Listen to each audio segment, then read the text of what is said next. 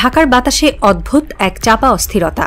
গুলশান বনানীর আলো ঝলমলে সড়কগুলোতেও সেই ভয়ঙ্কর নীরবতা ভেসে আসে। মানুষের চোখে মুখে প্রশ্ন, দেশের রাজনৈতিক নাট্যমঞ্চে পরবর্তী দৃশ্য কি হতে চলেছে। অনেকে ফিসফিস করে বলেন, আসল যুদ্ধটা এখন সড়কে নয়, সোশ্যাল মিডিয়ার অন্ধকার গলিতে। এটাই নতুন যুদ্ধক্ষেত্র, সাইবার ওয়ার।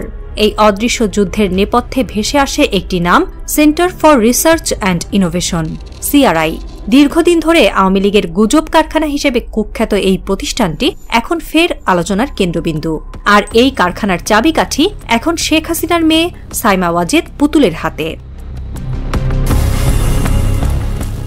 নয়াদিল্লির অভিজাত এলাকা লুটিয়েন্স, ব্রিটিশ আমলের ঐতিহ্যবাহী বাগান বেষ্টিত বাড়ি। সেখানেই একটি দোতলা ভবনে চলছে CRI এর কার্যক্রম। এখানেই নিয়মিত অফিস করছেন সাইমা ওয়াজেদ পুতুল। এই বাংলো থেকে মাত্র কয়েক গলি দূরেই আরেকটি বাড়িতে আশ্রয় নিয়েছেন পতিত স্বৈরাচার ও আওয়ামী লীগ সভাপতি শেখ হাসিনা। মা মেয়ের এই নীরব সমন্বয়ই এখন বাংলাদেশের অস্থির রাজনীতির ভবিষ্যৎ নির্ধারণ করছে। বিভিন্ন সূত্রের বরাত দিয়ে ভারতীয় ও বাংলাদেশি মিডিয়া বলছে, পুতুলের কক্ষ থেকেই প্রতিদিনই ছড়িয়ে পড়ছে নানান নির্দেশনা। সেগুলো ছুটে যাচ্ছে বাংলাদেশ সহ বিভিন্ন দেশের CRI নেটওয়ার্কে। বিশেষ করে ইউটিউব চ্যানেল, ফেসবুক পেজ এবং বেনামি অনলাইন গ্রুপগুলোতেই এই মুহূর্তে সবচেয়ে বেশি কাজ চলছে।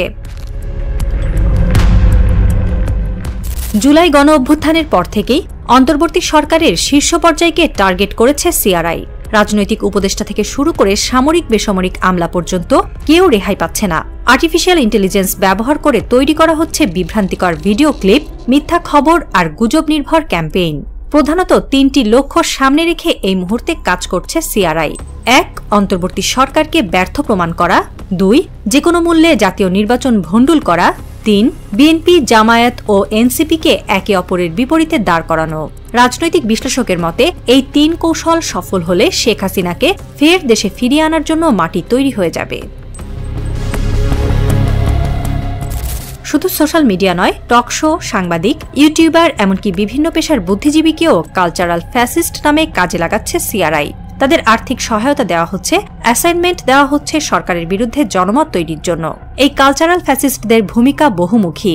কেউ টেলিভিশনের প্রাইম টাইমে বিতর্ক সৃষ্টি করছে, কেউ আবার ইউটিউবে ঘণ্টাব্যাপী লাইভে নতুন ষড়যন্ত্রের গল্প শোনাচ্ছে। বিশ্ববিদ্যালয়ের শিক্ষক, জনপ্রিয় কলামিস্ট থেকে শুরু করে বিদেশে অবস্থানরত অনলাইন অ্যাক্টিভিস্ট সবাইকে এক সুতোয় গেঁথে ফেলা হচ্ছে। তাদের সামনে রাখা হচ্ছে মোটা অঙ্কের অর্থ, প্রতিশ্রুতি দেওয়া হচ্ছে বিদেশের সম্মেলনে যোগ দেওয়ার, এমনকি পরিবারকে নিরাপদ রাখার আশ্বাস। প্রকল্পটির উদ্দেশ্য একটাই, জুলাই অভ্যুত্থানকে ভেতর থেকে ভাঙা, ছাত্র সমাজ ও মধ্যবিত্তের উদ্দীপনা ভেঙে দিয়ে বিএনপি, জামায়াত, এনসিপির মধ্যে বিভেদ সৃষ্টি করা। একই সঙ্গে শিক্ষাঙ্গনের সংঘাত বাড়িয়ে সারা দেশকে আবার অস্থির করে তোলা। বিশেষজ্ঞরা বলছেন, কালচারাল ফ্যাসিস্টদের এই কার্যক্রম আসলে মানসিক সন্ত্রাস। সরাসরি গুলি বা বোমা নয়, বরং মিথ্যা, সন্দেহ আর বিভাজনের অস্ত্র দিয়ে মানুষের মনকে আক্রমণ করা হচ্ছে। এতে জনমনে আতঙ্ক বাড়ছে, একে অপরকে অবিশ্বাস করার পরিবেশ তৈরি হচ্ছে। অনেকেই ভাবছেন তাদের সবচেয়ে কাছের সহযোদ্ধাই হয়তো শত্রুপক্ষের হয়ে কাজ করছে।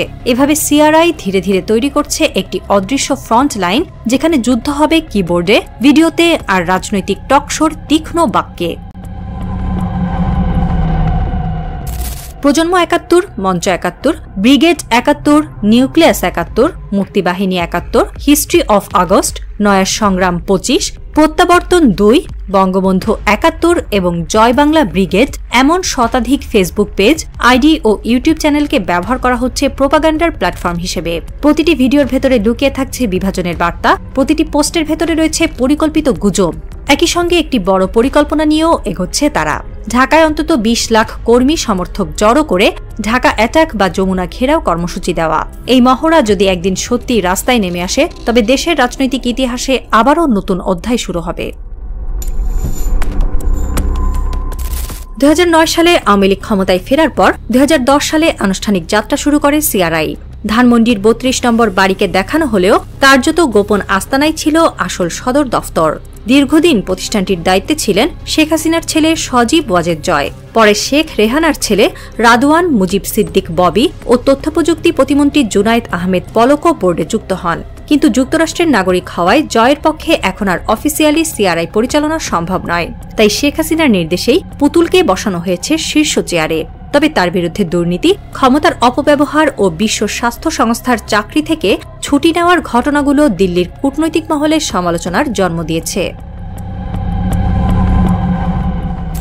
প্রশ্ন উঠছে, ভারতের ভূমিকা কি? দিল্লি কি নিছক দর্শক নাকি আড়াল থেকে সমর্থন দিচ্ছে? রাজনৈতিক মহল বলছে ভারতের নিরাপত্তা সংস্থার ছত্রছায়ায় চলছে পুতুলের এই কর্মকাণ্ড। কারণ শেখ হাসিনা ছাড়া বাংলাদেশকে নিয়ন্ত্রণ করার বিকল্প সূত্র এখনও নয়াদিল্লি খুঁজে পায়নি। এক কূটনীতিক মন্তব্য করেছেন, বাংলাদেশ স্বাধীনভাবে দাঁড়াক এটা দিল্লি চায় না, তারা চায় তাদের নিয়ন্ত্রণে একটি ডিপেন্ডেন্ট বাংলাদেশ। তাই সিআরআই এর কার্যক্রম ভারতের অজানা নয়, বরং তারা এক প্রকার সহায়তাই দিচ্ছে। ভারতের রাজনীতির ভেতরের হিসাবও এখানে গুরুত্বপূর্ণ। নরেন্দ্র মোদীর সরকার বারবার পাকিস্তানের বিরুদ্ধে যুদ্ধান্তেহী অবস্থান নিয়ে ভোটের মাঠ গরম করেছে, কিন্তু বাংলাদেশের প্রতি তাদের নীতি অনেক সূক্ষ্ম। সরাসরি হামলার বদলে রাজনৈতিক অনুগত শক্তিকে ব্যবহার করে চাপ সৃষ্টি। বিশেষজ্ঞরা বলছেন, দিল্লি চাইছে হাসিনাকে আবার ক্ষমতায় ফিরিয়ে আনার মতো পরিবেশ তৈরি হোক, কারণ এর মাধ্যমে পূর্ব সীমান্তে ভারতের জন্য একটি সেফ জোন নিশ্চিত করা যাবে। ভারতের মিডিয়াতেও এর ইঙ্গিত পাওয়া যাচ্ছে। কিছু পত্রিকা সরাসরি বাংলাদেশের অস্থিরতাকে তুলে ধরে বলছে, আওয়ামী লীগ ছাড়া বাংলাদেশ পরিচালনা করা কঠিন। দিল্লির এই নীরব সমর্থন বাংলাদেশের গণতন্ত্রের জন্য কত বড় বিপদ, সে প্রশ্নই এখন ভেসে বেড়াচ্ছে কূটনৈতিক মহলে। রাত যত গভীর হয়, গুলশান বনানীর বাতাস তত ভারী হয়ে ওঠে। অদৃশ্য ক্লিকের শব্দে যেন কেঁপে ওঠে নীরবতা। হাজারো ভুয়া অ্যাকাউন্ট একসাথে সক্রিয় হচ্ছে, এক একটি পোস্ট ছড়িয়ে দিচ্ছে নতুন গুজব, নতুন আতঙ্ক। স্মার্টফোনের আলো যেন অস্ত্রের ঝিলিক, কিবোর্ডের শব্দ যেন মেশিন গানের ট্রিগার টানা। এদিকে দিল্লির লুটিয়েন্স বাংলোর আধারে বসে আছেন শেখ হাসিনা, চুপচাপ, চোখে দূরের দৃষ্টি। তার পাশে পুতুল, যিনি নিঃশব্দে নির্দেশ দিচ্ছেন সিআইএর সেনাদের। মোদীর সরকারও নীরব দর্শক নয়, বরং আড়ালে থেকে যোগ করছে সমর্থন। তাদের কাছে বাংলাদেশ একটি সফট টার্গেট, যেখানে একটি ভ্রান্ত প্রচারণাই যথেষ্ট আগুন ধরাতে। প্রশ্ন রয়ে যায়, কবে ঢাকা অ্যাটাক ডাকা হবে? সেদিন কি সত্যি 20 লাখ মানুষ রাস্তায় নামবে, নাকি এই সবই এক মহা বিভ্রান্তি, যেখান থেকে জন্ম নেবে আরো বড় ষড়যন্ত্র? ঢাকার আকাশে ঘনিয়ে আসে কালো মেঘ, বাতাসে ভেসে বেড়ায় অস্থিরতার গন্ধ। ইতিহাসের পাতায় যেন আরেকটি ভয়ঙ্কর অধ্যায় লেখার অপেক্ষা। আর এই অপেক্ষার ভেতরেই জেগে থাকে আতঙ্ক। বাংলাদেশ কি আবারও মোদি, হাসিনা ও পুতুলের আঁকা অদৃশ্য অন্ধকারের ফাঁদে আটকে পড়তে যাচ্ছে?